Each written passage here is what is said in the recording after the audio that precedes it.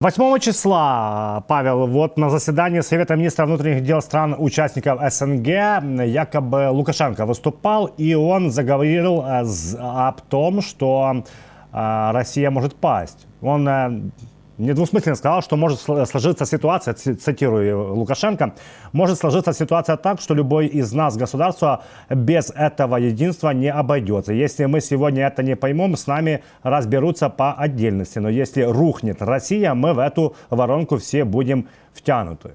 Насколько серьезно это высказывание? Или это он опять пугает? Или он рассматривает то, что с вторжением в Курске Россия может не справиться? Эту риторику Лукашенко повторяет перманентно. Это не первое его заявление, не последнее заявление, что все мы должны объединяться вокруг России, мы должны поддерживать Россию, а значит, Россия поддержит нас. Понятно, что умирающая организация СНГ собирает определенное количество министров, там иногда глав государств на неформальные саммиты, премьеров. Реально она ничего не решает, никакие проблемы она не решает. Но Лукашенко использует эту площадку для того, чтобы еще раз подчеркнуть важность вот этого объединения. Я уверен, что все смотрели на него с круглыми глазами, потому что как раз в эти дни, например, Верховный комиссар Европейского Союза по вопросам внешней политики и безопасности находился с официальным визитом в Казахстане и в Кыргызстане, да, а перед Лукашенко сидели там эти министры внутренних дел. Все эти страны, и я убежден в этом на 100%, как все-таки дипломат, уже разработали и подписали закрытые стратегии, каким образом отплывать от России. Каким образом сохранить свой независимый суверенитет без возможных последствий со стороны Российской Федерации. Они не видят в России стабильного партнера, который гарантирует их независимость, суверенитет, территориальную целостность. И это уже неоднократно Россия доказывала. Первый пример это был Грузия, сейчас, к сожалению, Украина. Но Лукашенко хочет демонстрировать, что он верный союзник воюющей империи, но пока именно он будет союзником, вообще Беларусь будет союзником воюющей империи, это будет означать, что Беларусь и Лукашенко будут сидеть на пороховой бочке. Вот на эту пороховую бочку он предлагает сесть всем странам СНГ. Но желающих, я думаю, не так-то много. Все как-то еще, говорю, ездят, как-то какую-то внешнюю лояльность показывают, но внутренней лояльности там нет напрочь. Лукашенко еще чего боится? Он боится остаться один на один с Россией.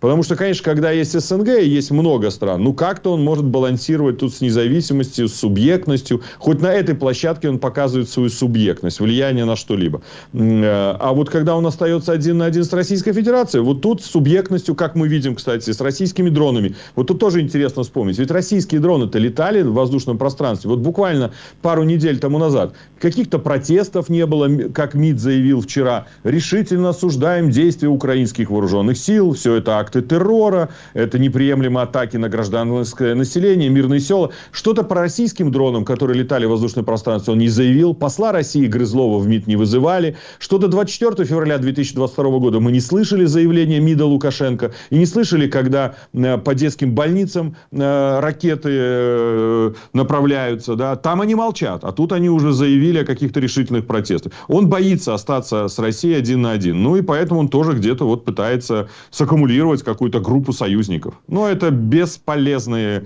сотрясание воздуха. Все это уже центробежно.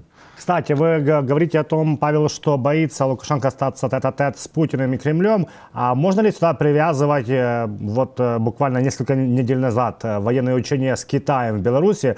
Ищет ли Лукашенко какой-то тыл, какой-то, ну, не защиту, а другого папика, скажем так? Безусловно. Вот представьте себе, вы сидите на стуле. Сядьте на одну ножку этого стула. Вот сегодня у Лукашенко одна ножка. Россия. С точки зрения физики, вообще возможно сидеть на таком стуле на одной ножке? Ну, невозможно. Да, упадешь. Вторая нога, когда есть, в виде Китая, ну, тут уже балансировать как-то можно. Физика позволит сидеть. Третья, четвертая нога – это западный демократический мир, который не подставляет, конечно, эту ногу, ну, ножку в хорошем, правильном, позитивном понимании этого слова, потому что его не признают. И белорусский народ, четвертое. А белорусский народ ему показал на выход, да, и демонстрирует это и дальше. Почему каждый день репрессий? Почему каждый день задержания и приговоры? Потому что белорусский народ продолжает бороться. Если бы не было другой, если бы народ согласился и только аплодировал ему, зачем же такие массовые репрессии? Поэтому Китай ему выгоден. Да, Китай второй торговый партнер с точки зрения, кстати, экспорта. Ну, импорт там превышает из Китая в белорусскую экономику. Он провел военные учения. Это тоже не понравилось России. Ведь мы же с вами помним, что до этого Франция и Китай вели перманентные консультации на предмет, каким образом выйти из ситуации, связанной с агрессией России против Украины. И насколько была информация, приезжал эмиссар Макрона в Минск и также встречался с Лукашенко. Встречался тогда еще с Рыженковым, первым замглавы администрации Лукашенко, сегодня министром иностранных дел. Потом они продолжали телефонные переговоры. Франция, насколько я понимаю, всегда пыталась заставить Лукашенко предупредить его о последствиях, если он будет входить в вооруженное столкновение в отношении Украины. Ну вот, это не нравится России. Россия послала дроны. Лукашенко поехал на Валаам, просил, умолял. Ну вот, наверное, не договорился. Или договорился так, что нужно было придумать дроны, еще раз доказать свою лояльность. Стать уже на колени, на четвереньки, как угодно, но только продемонстрировать лояльность Кремлю, главному хозяину.